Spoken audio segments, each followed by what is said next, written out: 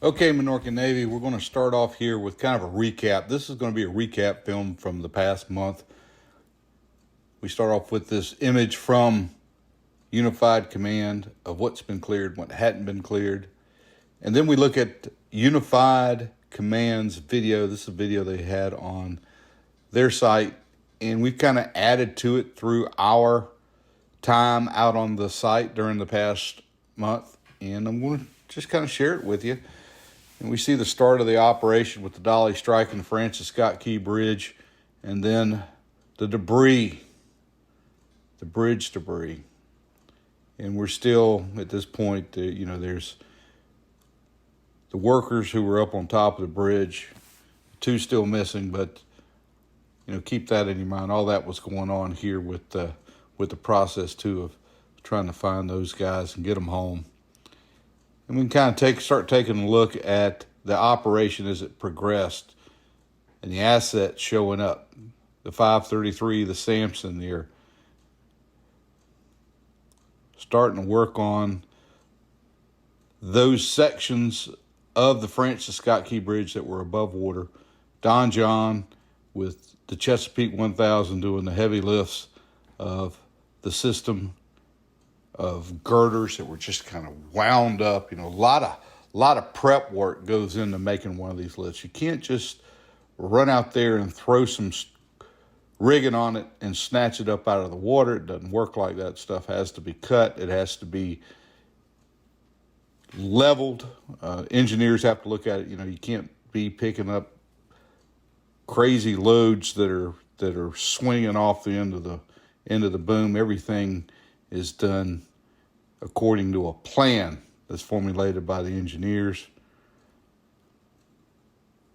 But then, the priority was getting part of this spanway in the channel opened up so they could move some commercial traffic in and out of the port. They wanted to get it down to a depth of 30 feet by the end of April, and then the projected clear date to have it back down to its original 50-foot depth is the end of May. Still a tremendous amount of work to continue. Got to get the Dali out of the way. You see her on there, of course. Resolve working the Dali, Don John working the bridge, and you see this operation taking place with the Chesapeake 1000 as the key player in all this, doing the heavy lifting. Resolve working on some of those containers, trying to get those off. A lot of those containers had to come off the ship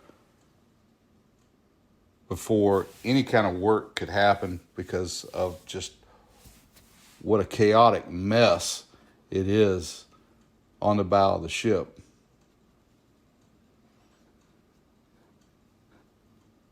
But some images here of the Chesapeake along with the Douglas J coming back to the dock after a lift. And we talked about the ballast, that is the ballast tanks on the back of the Chessie, and how much weight they have to put into that barge to level out the barge when it's loaded. Just amazing. Of course, the Navy Sub-South team there doing a lot of dive work at the site. And we saw those anchor lines out on the back of the Dali. If you guys remember, we were out there for one of these days, and it was just a gale blowing. And the McAllister tugs were out, adding a little bit of pressure to that port side of the Dali, holding it against the wind.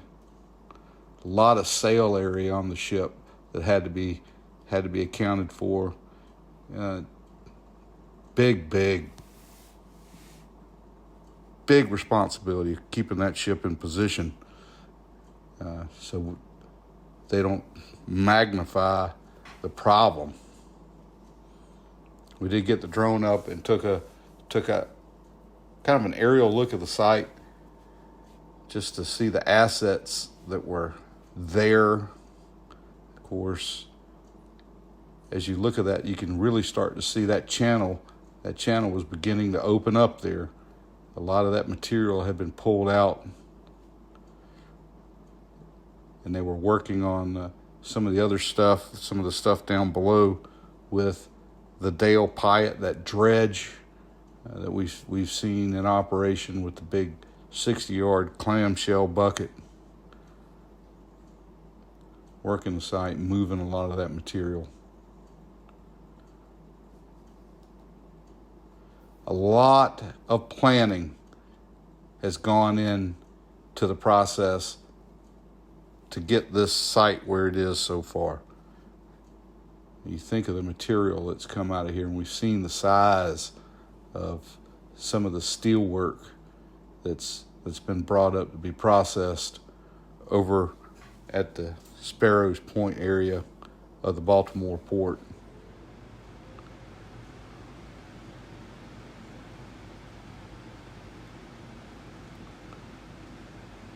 Still a lot of material down there. Some of the responders are still out helping the Coast Guard enforce the 2,000-yard safety zone around the site.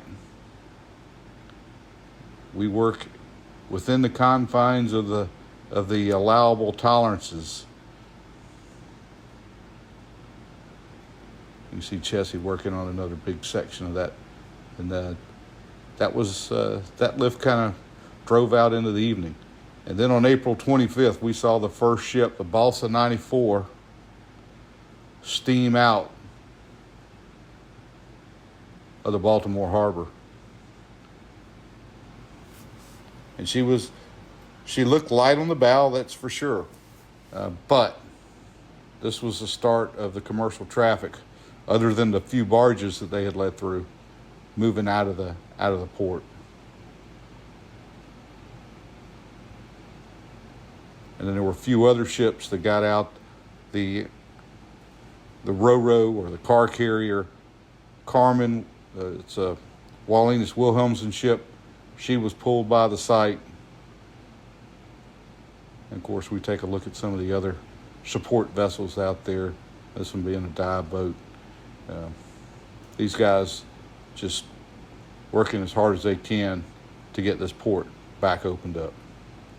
Well, hey, hope you guys enjoyed this little walkthrough of the past month to get us where we are now. I hope you guys will leave us some comments. Maybe click on that subscribe link. And as always, we want to say, hey, you guys be safe out there.